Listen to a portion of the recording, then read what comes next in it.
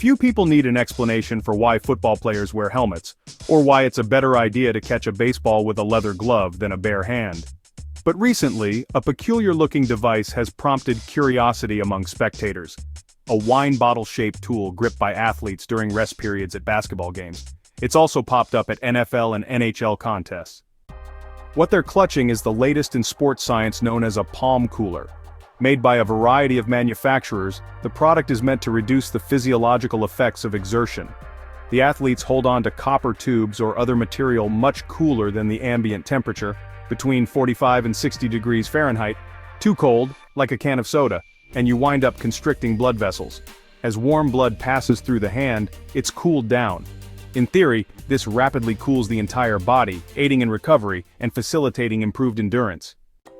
While it might seem to flirt with pseudoscience, the idea of palm cooling has support from Stanford researchers.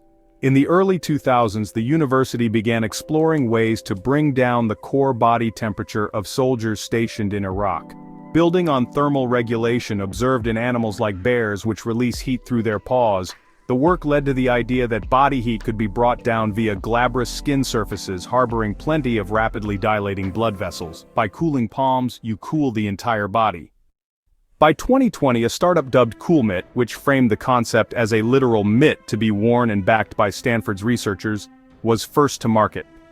That was followed by other manufacturers, including Apex Cool Labs, which markets a $399 pair of narwhals. Those are the wine bottle-shaped devices seen at the 2024 NCAA Women's Basketball Finals, among other sporting events. Apex claims that 1 to 3 minutes of cooling reduces heart rate and extends a player's ability to sustain a higher intensity of play longer. 10 minutes can reduce core body temperature by 1/2 degree Celsius. Anecdotally, athletes report a slower heart rate, better cardio, and even some mental benefits.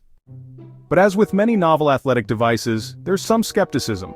Research is encouraging but limited in scope.